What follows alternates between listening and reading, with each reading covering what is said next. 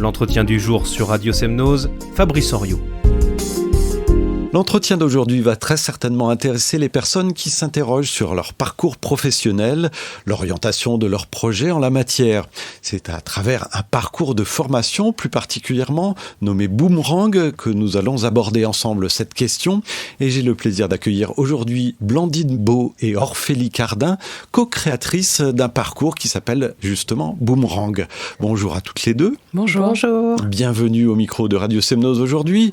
Est-ce que vous pouvez nous éclairer tout d'abord de façon assez large, vaste, sur la relation que l'on entretient aujourd'hui avec son plan de carrière? Parce que j'ai l'impression que c'est quelque chose, une terminologie qu'on emploie toujours, mais que ça a considérablement évolué dans la mesure où à une époque, il semblait qu'une carrière c'était quelque chose d'assez linéaire. On commençait et puis on terminait dans la même boîte en quelque sorte.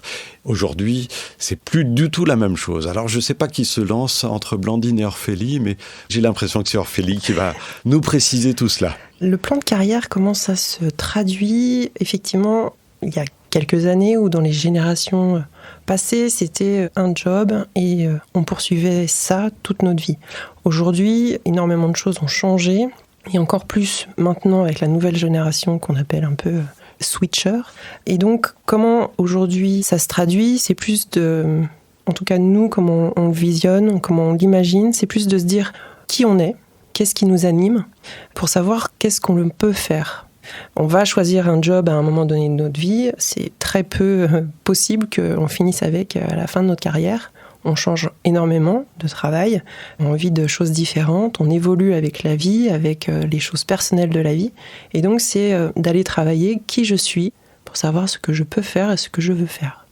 Pourquoi est-ce que vous-même vous êtes intéressé à ce sujet? Parce qu'on est tous certainement concernés, mais pourquoi avoir choisi précisément cette orientation et cet accompagnement en quelque sorte? Alors peut-être là on va répondre chacune notre tour parce que c'est des choses bien plus personnelles. De mon côté, c'est simplement mes expériences de vie qui m'ont permis à un moment donné de me poser la question, de savoir qu'est-ce que j'avais envie d'apporter au monde et qui j'étais. Et c'est grâce à ça que j'ai pu vivre bien ma transition professionnelle et ma transition de vie parallèlement. Et c'est pour ça aujourd'hui que j'aime accompagner et que j'ai envie d'accompagner les gens dans ce chemin-là, leur permettre de se trouver. Et pour vous, Blandine ? Moi, j'en suis pour le coup au début de ma carrière professionnelle, mais je me suis déjà posé la question de l'évolution que j'avais envie d'y donner. Et effectivement, les options qui s'offraient à moi, en l'occurrence évoluer au sein de la même entreprise, de manière assez linéaire, prendre des responsabilités au fur et à mesure, c'est pas quelque chose qui me faisait forcément envie. J'avais envie d'imaginer autre chose. Et moi, ce qui compte surtout pour moi, c'est d'avoir un travail qui a du sens, où je sens que je fais des choses utiles et que ça vient aussi en aide à des personnes qui se posent des questions probablement sur leur job. Moi, j'avais surtout envie de pouvoir ouvrir le champ des possibles, de me dire qu'il n'y a pas qu'une seule façon d'envisager sa carrière et qu'une carrière n'est pas forcément du coup linéaire, que ça peut être une somme de plein d'expériences différentes qui deviennent cohérentes au fur et à mesure. Et en tout cas, prendre le temps de se poser des questions, savoir quel type de métier est fait pour nous et vers quoi on aimerait aller. Même si on est au début de sa carrière professionnelle, je trouvais que c'était en tout cas pertinent, plutôt de se rendre compte un jour qu'on n'a peut-être pas pris le bon embranchement. Et bref, en tout cas, il n'est jamais trop tôt pour réfléchir à ce qu'on a envie de faire.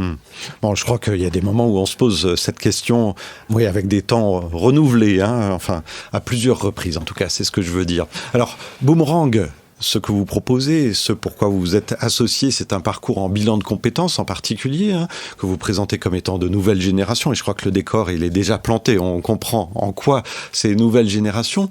Alors, avant d'aborder ce que vous proposez, est-ce que vous pouvez nous rappeler, s'il vous plaît, ce qu'est un bilan de compétences?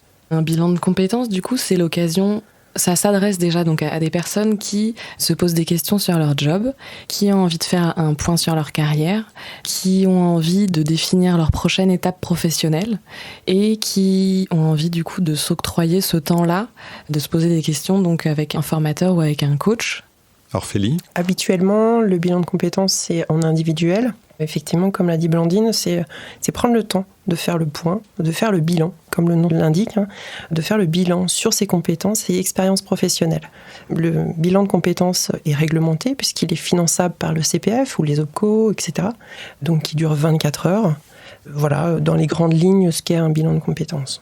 C'est quelque chose qui peut peut-être faire un peu peur d'imaginer devoir faire le bilan. Oui, certainement, pour certaines personnes, se poser la question de regarder en arrière, mais c'est aussi permettre de voir tout ce qu'on a pu accomplir, de quoi on a été enrichi, quelles sont nos compétences, nos qualités, nos talents sur lesquels on ne s'arrête pas forcément chaque jour. C'est surtout tout ça, plutôt que de la peur, je dirais, c'est de voir tout ce qui est chouette. Donc le potentiel. Exactement. Oui, Blandine ? Oui, je voulais compléter en disant que, au-delà d'être un bilan de compétences où on prendrait le passé et on s'arrête aujourd'hui sur le présent, l'idée, et surtout c'est peut-être ça, le bilan de compétences du coup nouvelle génération, c'est de se dire, ok, j'en suis là aujourd'hui, mais surtout j'ai envie d'aller vers quoi ? Et de penser plutôt au futur et à ce qu'on a envie de mettre en place pour avoir une vie qui correspond davantage à qui on est, à ce qu'on aime faire. Comment ça se passe, Boomerang ? Comment est-ce que vous avez conçu la démarche ? Boomerang, du coup, c'est une formation qui se passe sur 9 semaines. C'est largement compatible avec un travail en parallèle. C'est une formation collective, c'est un bilan de compétences en collectif, donc c'est ponctué de temps de formation en collectif et aussi de suivi individuel. Et la manière dont on l'a construit, on combine du coup déjà nos deux expertises. Donc moi initialement je suis issue du monde de l'entreprise et je suis chargée de recrutement. Donc j'ai cette vision, on va dire employabilité et réinsertion professionnelle. Et Orphélie ? Et moi je suis coach formatrice, donc j'accompagne déjà des personnes en bilan de compétences individuelles et j'accompagne également les salariés d'entreprise à reprendre confiance en soi, à gérer les émotions, à monter en compétences. Voilà. Dans votre présentation, vous indiquez qu'il y a une dimension ludopédagogique. Alors ça m'intéresse, parce que comment, dans le cadre d'un bilan de compétences, on peut introduire du ludique ? Oui, alors l'idée, nous, effectivement, et la manière dont on a voulu construire le parcours Boomerang, c'était pas de faire un copier-coller des bilans de compétences qui existent en individuel et de juste faire la même chose, copier-coller, mais pour du collectif. Nous, ce qu'on voulait, c'était de se servir de la force du collectif pour deux choses, effectivement, pour la ludopédagogie, parce qu'en collectif, on peut effectivement encore plus se permettre de faire des choses, on va dire, plus fun et qui en apprendre sur nous-mêmes par le jeu.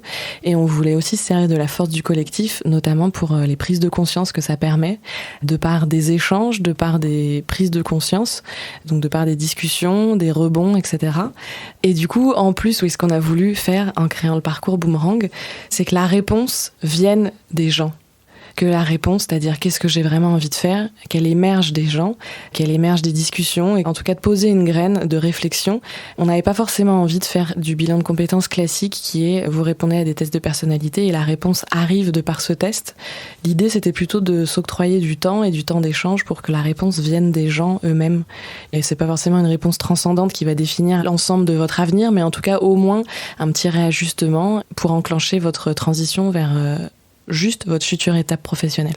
Pour avoir échangé avec vous, je sais qu'il y a une question qui se pose aux personnes donc, qui participent à ce parcours, c'est par rapport au travail, qu'est-ce que je souhaite mettre dans mes journées de travail ? De quoi est-ce que je souhaite qu'elles soient faites ?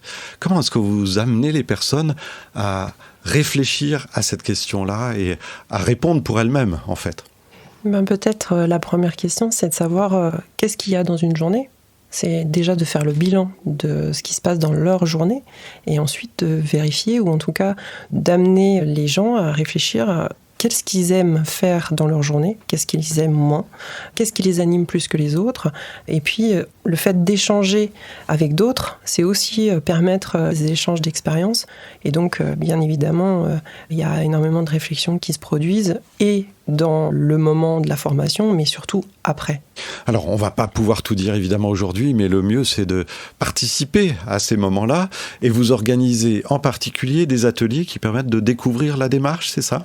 Exactement. Notre prochain atelier a lieu le jeudi 21 juillet à partir de 18h. Ça se passe à Métais.